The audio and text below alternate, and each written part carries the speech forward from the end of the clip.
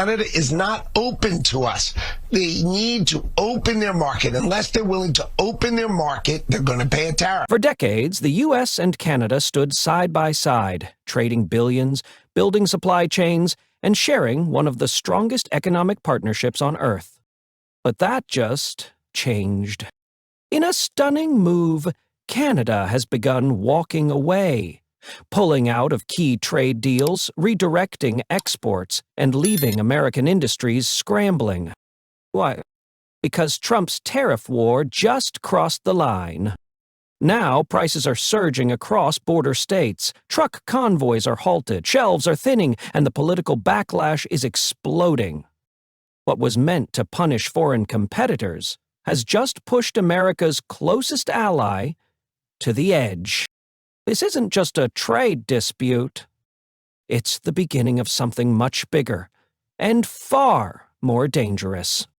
The U.S. and Canada don't just share the longest international border in the world. They share an economy. Each day, over $2 billion, 0 cents, in goods and services cross the border.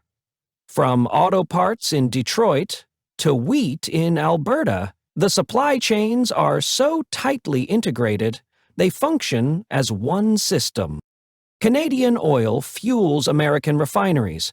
U.S. tech powers Canadian logistics. Food, medicine, steel, lumber, all flow freely across invisible lines that took decades to build. This relationship isn't just economic, it's structural. Thousands of U.S. towns rely on Canadian suppliers. Border state industries, from agriculture to manufacturing, are designed around cross-border efficiency. But there's another side. For Canada, the U.S. is the dominant trading partner, the destination for nearly 75% of its exports. That dependence made Ottawa cautious, until now. Trump's aggressive tariff campaign, sold as a defense of American workers, began hitting Canadian goods without warning: lumber, dairy, auto components. At first, Canada absorbed the pressure. But patience has limits. And when the world's friendliest border turns into a battleground, the fallout doesn't stop at customs. It spreads into prices, policies, and politics. The breakdown didn't happen overnight, but one move pushed it over the edge. In May 2025, the Trump administration announced a sweeping tariff expansion targeting foreign goods, including a 70% import duty on Canadian steel and auto parts, citing national security concerns. The announcement sent shockwaves through supply chains. Plants in Michigan and Ohio halted production as parts were delayed or priced out. Canadian manufacturers warned of mass layoffs. But it wasn't just the steel. A new 25% tariff on agricultural imports followed, hitting Canadian dairy, wheat, and poultry. For Canadian farmers, it was a death sentence. For U.S. grocers, it meant higher prices overnight. Behind closed doors, Ottawa tried to negotiate, but the Trump team held firm, framing the tariffs as a show of strength. America first, they said. The result? Canada snapped. In a move not seen in decades, Canadian ministers announced they would begin winding down dependency on U.S. trade, redirecting exports to Europe, Asia, and internal markets. This wasn't retaliation. It was a strategic divorce, and it signaled something much deeper. The post-NAFTA era was officially over. Canada's answer wasn't rage, it was precision. Within days of the new tariffs, Ottawa unveiled a multi-phase economic pivot. Step 1. Freeze all trade negotiations with the U.S. Step 2. Suspend key energy exports, including crude shipments to select Gulf refineries. Step 3. Fast-tracked trade expansion with the EU, India, and BRICS nations. The message was clear. Canada was done playing defense. To many, it felt unthinkable. Canada had long been the United States' most reliable partner, stable, friendly, economically aligned. But behind the smiles, Canada had options. It sits on vast natural resources, world-class tech industries, and global demand for its energy, lumber, and food. And now, those assets were being rerouted. Away from the U.S., rail links were extended to Pacific ports. LNG facilities in British Columbia received urgent upgrades. A major wheat deal was signed with Indonesia, and talks with Brazil over bilateral trade accelerated. This wasn't just a warning shot. It was an exit strategy, quietly constructed over years of trade uncertainty. And as Canadian exports began to bypass American markets, the U.S. realized too late. The partnership wasn't guaranteed. It was earned. And now, it was unraveling. The fallout from Canada's withdrawal hit faster than expected. And it hit where it hurts most: prices. Within weeks, grocery costs surged across northern U.S. states. Butter, cheese, poultry, and wheat-based products spiked by 30% in places like Minnesota, Michigan, and upstate New York. Retailers scrambled to find new suppliers. Truckers rerouted shipments from farther locations.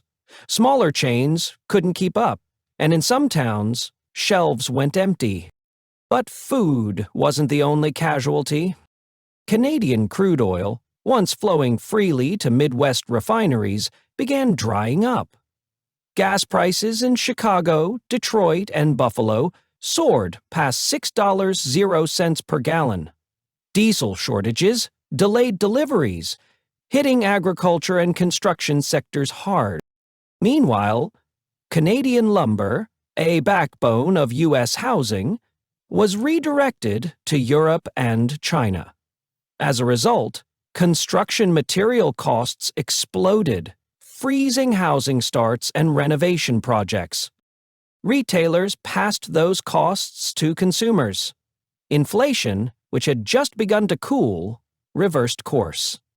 The average American family saw hundreds of dollars in monthly increases, and they weren't blaming foreign countries. They were blaming Washington. Because when an economic partner walks away, the pain doesn't show up in headlines. It shows up in receipts. Donald Trump isn't known for backing down, and when news broke that Canada was pulling away, he did what he does best: fight back. In public, and loudly. At a packed rally in Ohio, he declared Canada's actions an act of betrayal, accusing Prime Minister Trudeau of economic sabotage. He promised even harsher tariffs, targeted sanctions, and a full review of all bilateral trade agreements. The crowd cheered, but Wall Street flinched. Behind the scenes, Republican governors from border states pleaded with Trump to cool the rhetoric. Michigan, Wisconsin, and Pennsylvania were already facing job losses. Auto plants were halting assembly lines. Grocers were raising alarms about food access. Even Trump's allies in Congress began expressing concern.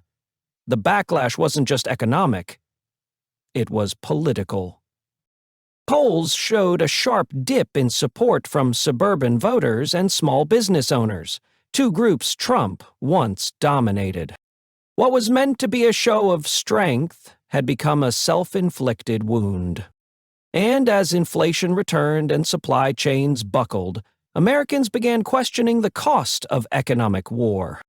Because in politics, strength is judged not by volume, but by results. And the results were beginning to look like failure. Nowhere did the damage hit harder than in the U.S. border states, the economic front lines of the fallout. In Michigan, auto plants dependent on just-in-time Canadian parts were forced to idle. Tens of thousands of workers were placed on furlough, while suppliers in Ontario rerouted production to European contracts. In Vermont and New York, dairy producers reliant on cross-border trade lost access to packaging materials and refrigerated logistics. Milk, was dumped. Prices soared. North Dakota and Montana saw fuel shortages ripple through farming communities. As Canadian oil shipments were slashed, diesel prices hit record highs, halting equipment and delaying harvests. Small businesses along the border, trucking firms, customs brokers, local retailers, faced an instant recession. Many had survived the pandemic, only to fall to tariffs. Mayors and governors, regardless of party, sounded the alarm. Emergency meetings were held. State legislatures debated temporary relief funds. But the damage was done. And the voters knew who to blame. Because for all the political grandstanding, border communities had one question. Why were they paying the price for a trade war they never asked for? And as election season approached, that question was turning into a movement. Canada's retreat wasn't just a local story. It sent shockwaves across the globe. In Europe, leaders began reevaluating trade ties with the U.S., worried that tariff unpredictability could strike them next. France reopened talks with South American grain producers. Germany accelerated auto part deals with Japan and South Korea. In Asia, India and Vietnam extended direct offers to Canada for energy and agricultural imports. Japan increased natural gas contracts with Australian suppliers, bypassing USA's LNG terminal. Even longtime allies like the UK expressed concern. A leaked memo from Britain's trade ministry warned of growing volatility and diminished reliability in U.S. trade behavior. Meanwhile, BRICS nations quietly applauded. Russia and China called Canada's pivot a smart strategic move, offering to deepen bilateral cooperation. What had once been America's greatest strength, trust, was now in doubt. And in a global economy built on interdependence, perception is everything. If partners begin treating U.S. trade policy as unstable, they don't wait for things to stabilize. They heads. They diversify. And they leave.